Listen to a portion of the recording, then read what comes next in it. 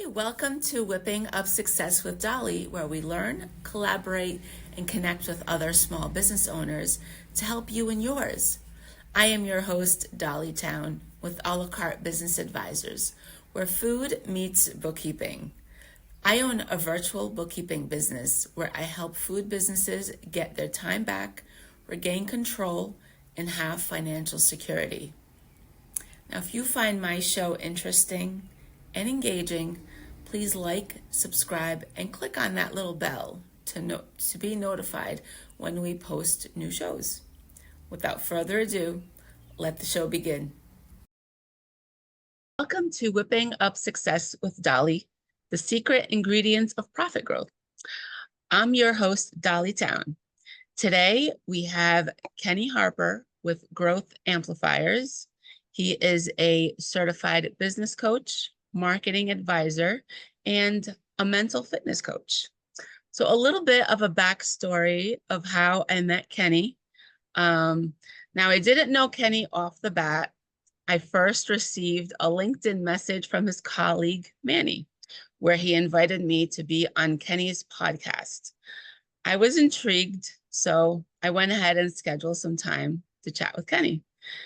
And after I chatted with Kenny, I was even more intrigued of all the ideas he had for me to grow my business, which we are continuing to work on together.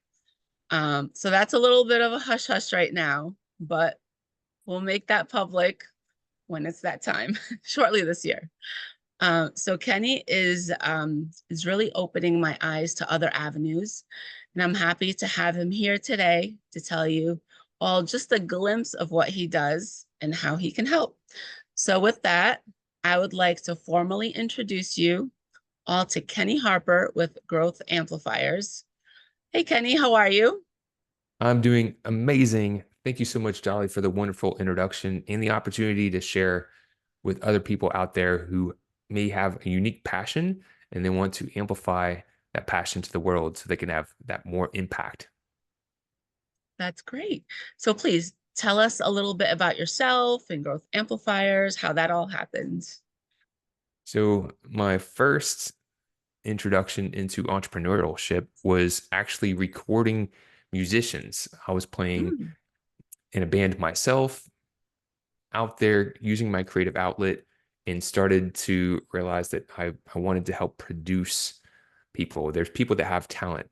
They know what they know. They do a really good job with it. But even some of the greatest artists, if they don't have a team to help them produce that and amplify their message, you can have a lot of hidden gems out there, people who have the talent, the expertise, and the drive, but they're not able to get that message and build that audience and that following. mm, So after working through recording other bands, I started to get into the marketing aspect and went to school at UNF, University of North Florida, for marketing and multimedia.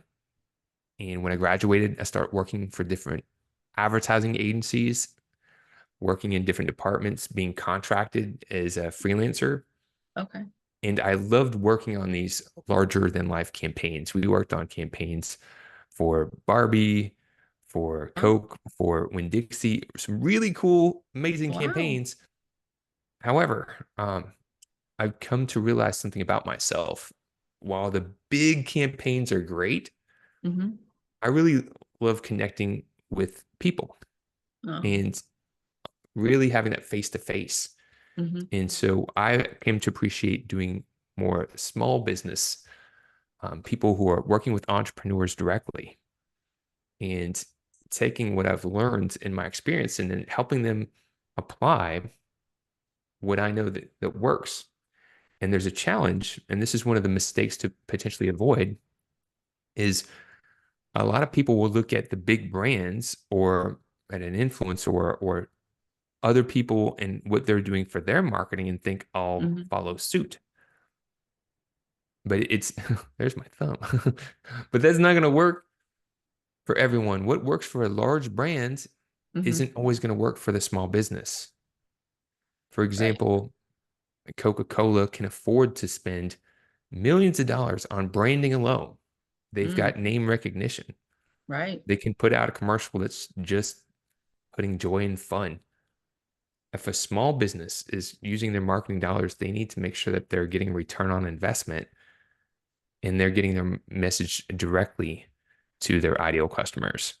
So Right. it's a shift, and which takes me to where I'm at now is after working as the tech, after working with people and helping to implement different marketing strategies, sales strategies, so they Hmm. can increase the return on investment, I realized that the best value I have is as a guide to help people avoid taking the scenic route and taking a lot of time pouring water into a leaky bucket. So you can get better results if you really optimize your strategy and plan so it's laser focused. Hmm. I love it. Yeah, I think a lot of business owners have that shiny object syndrome.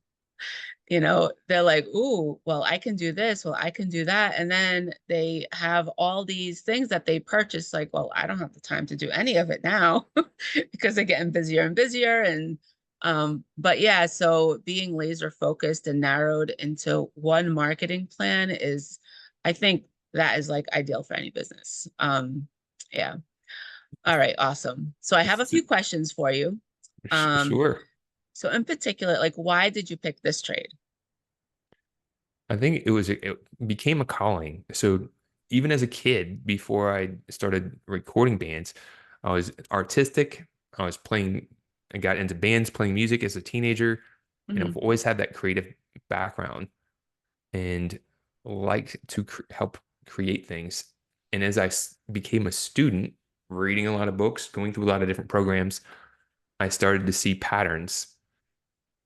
And one thing that really moved me is when I was trying to, launch my band and had a passion to become successful in music. I had the passion, but I didn't have the business aspect of it. Mm. And the same thing almost happened again several years later when I became a web designer.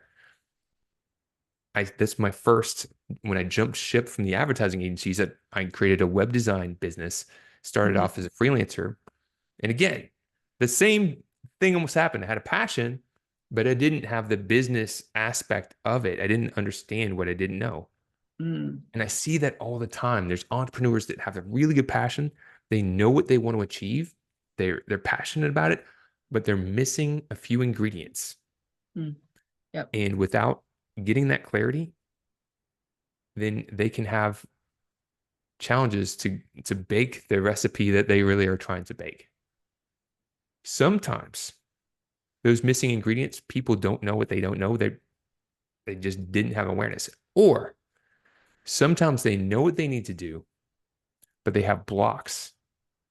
They have things that are preventing them from taking the actions they need to take in order to get to where they're trying to go. And that's why I got into the mental fitness side of things is to help Mm. people clear those blocks so they can step into their peak potential and achieve what they're trying to achieve. Yeah. So sometimes it's what we don't know, and we need to learn new ideas, take new actions to achieve new results. Hmm. But it really doesn't matter what we know, it matters the actions we take. Mm. More importantly, if we're getting the results we want, we're not getting the results, chances are we've got a gap. And then that's where we look to fill those gaps so that we can maximize our full potential. Yeah. Yeah, definitely. I like that. Yeah, you definitely opened my eyes. All right, next question. What are the top three reasons why a business owner should invest in your service or product? So, number one is, do you want to get a better return on investment for any marketing or sales effort that you're taking? Because whether you realize it or not, you're marketing and you're in marketing and sales. If you're in business, you're in marketing and sales. Now, maybe that's not good marketing. Maybe that's not good sales efforts, but you're already in the process of doing that. And it could be relationship marketing, it could be Hmm. network marketing, it could be communicating through email to your existing customers. Yep. But again, if we have gaps in what you could be doing to what you're currently doing, you know, then you could be taking a lot of time and a lot of energy and a lot of actions Mm-hmm. and getting a small fraction of what is possible. And so, as an optimization specialist, that's the first thing I want to do is help. Let's look at the big picture and make sure that you're playing every ace. You're putting your best hand out there. So Right. you're, regardless of what your strategy is, you're maximizing your potential and avoid pouring that water into a leaky bucket. So that's number one, is getting better results. Mm. Number two, what I'm trying to help people do is simplify and systemize the process. So not only going to get better results, you can be more efficient and effective. Mm. If you're falling for that shiny object syndrome and you're looking at this and looking at that, then it's like you're going into a whirlwind, and it's going to Mm-hmm. be really hard to get momentum. If you really get it systemized, you can achieve less with more. It's easy to Right. make things complicated. It's much Mm-hmm. harder to make things simple yet effective. Yeah. So So true. that's the second thing, is really thinking about, rather than trying to reinvent the wheel, it's systemizing your approach so you can get consistent results. Mm-hmm. Okay. And then the third, number three, is we talked about return on investment. We talked about maximizing your efficiency. And I think the third thing is that scalability, because when you have a systemized approach, you're getting better return on investment, you're being more efficient. If you've systemized your approach to growth, you can create things once and sell it many times. Mm. Yep. You can create a program and sell it one to many. So then, rather, when you're taking on new business or new clients, you can have continual growth.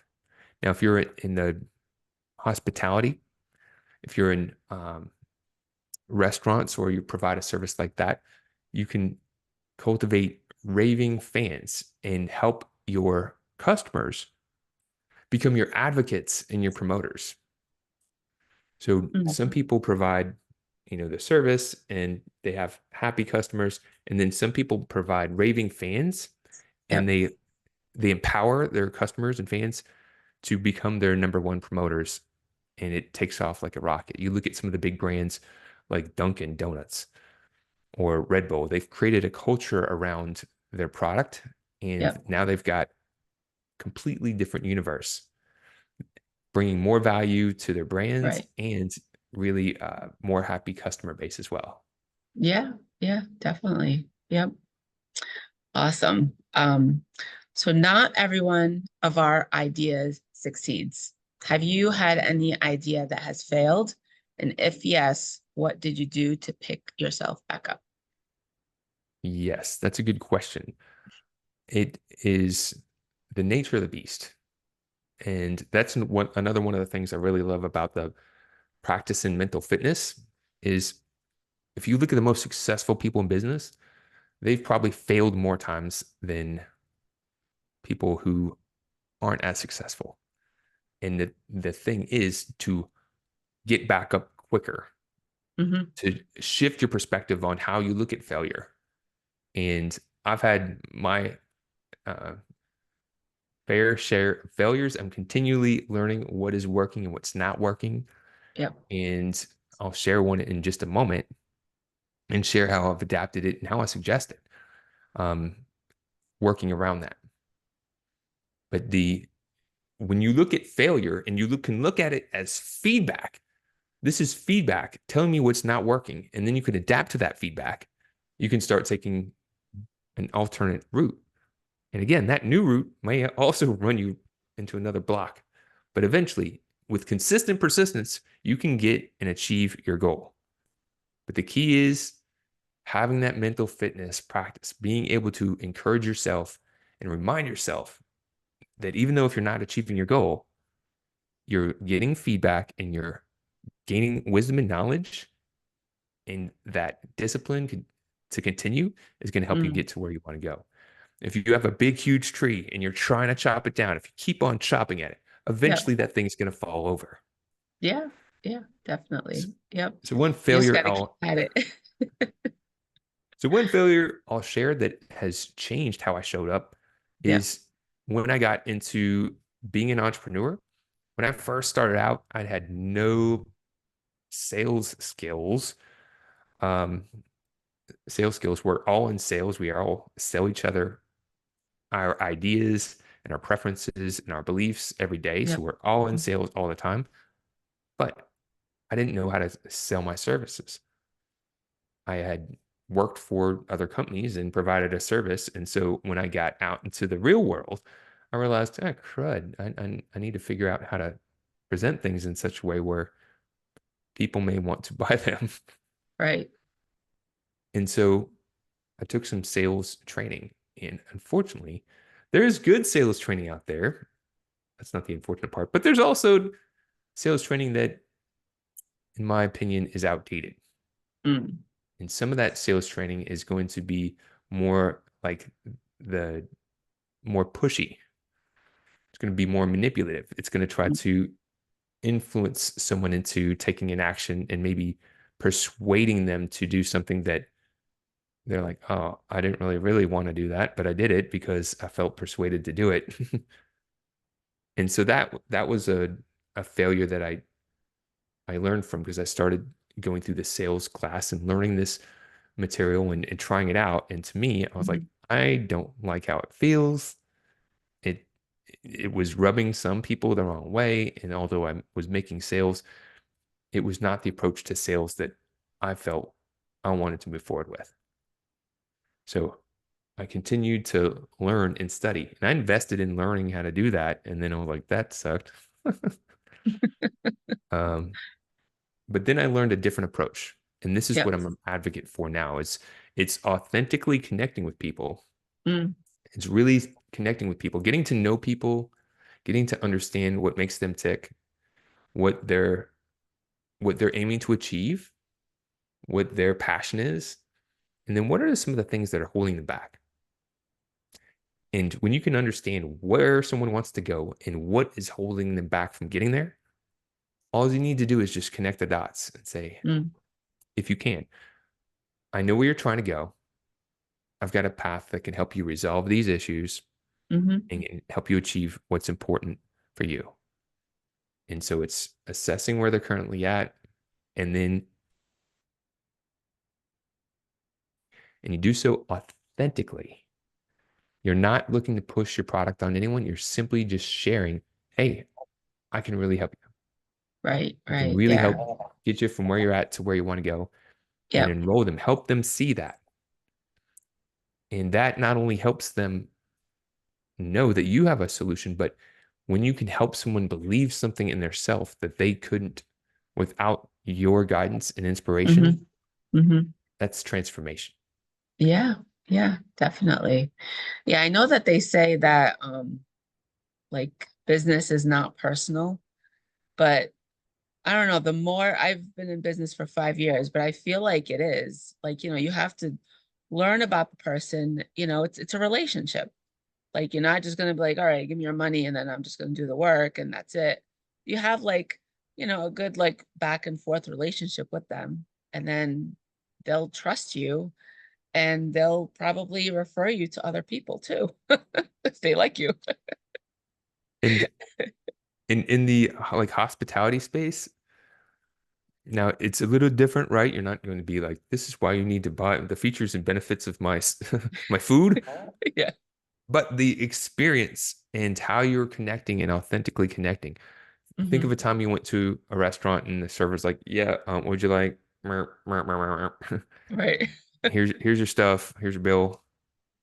And then the time when they're really connecting and inviting the table and they talk about the appetizer or the entree and they say we have this delightful thing. It comes with these flavors and it's something you really want to try and you might want to try our drink. And they Hmm. engage. It can really uplift the whole mood of the experience. And when people can feel different when they came to your place of business, and they Mm. have that experience, you're creating magic, right? Right. So Yep. it's looking at those different touch points and knowing that you've got a plan for them and then Mm, enrolling your team or your staff to help you bring that vision to life. So if you have right. a team of servers or people who are helping, then you're going to say, this is the way we want to greet our guests. This is the way we want to engage with them. And this is what we're trying to help them feel. Some people do a great job there. Some people don't even have a plan. And Hmm. some people have an idea, but then they're just not getting it implemented. Mm, right, right. Yep. That was a great question. Answer too. And who is your ideal customer? My ideal customer, so there's two different things. One of the things I talk about when I'm working with professionals is to have an ideal customer for marketing to, and then there's maybe an ideal customer that you can serve, but you can niche your business in your marketing. You don't have to necessarily niche your business for who you serve. Yep. And I'll give you a professional example and then kind of like a restaurant example. So for me, I market to other business advisors who have knowledge and expertise, maybe like the bookkeeper or the accountant or the CPA or the CFO. They have knowledge and expertise on how they're going to help their customers be more profitable, how they're going to help them save more money. And they're ultimately trying to help their customers succeed with their business. That's also what I'm trying to do. That's also my mission. I just play a different instrument. So that's why I've been reaching out to other business advisors to help them succeed in growing their business and then build partner relationships with them so that they're going to have clients that may need some help too when it comes to their marketing and sales.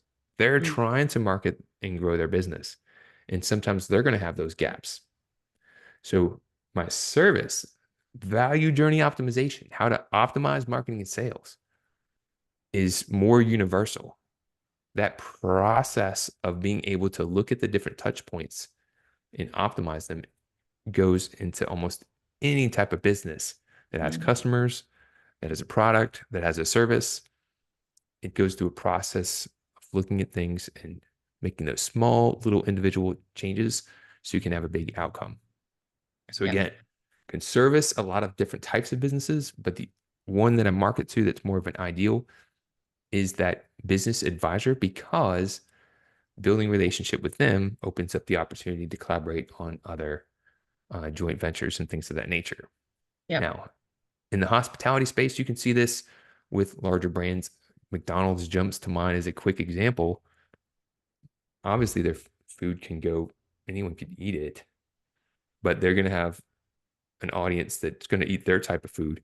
And even in their marketing, you can see sometimes they're marketing on different like TV stations Mm, or online stations, and you can see that this is going after a different demographic. I don't know if you've ever seen like different um, advertising campaigns from McDonald's that obviously looks like it's geared towards a different demographic, mm, but it's interesting to see a brand that has on this station, it's their commercial comes across this way, but on this station over here, it's playing different music. It's got mm. different actors on it. It kind of has a different whole vibe to it. Point being, if you're marketing your message, you want to niche it to make it really identify with the people that are tuning into it, Mm.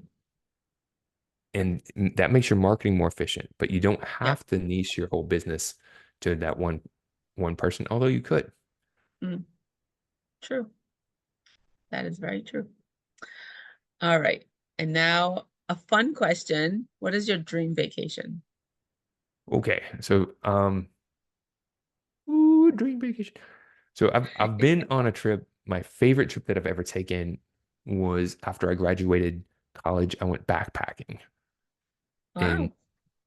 I went to Lisbon, Portugal Okay. at a friend. It was actually my very first girlfriend.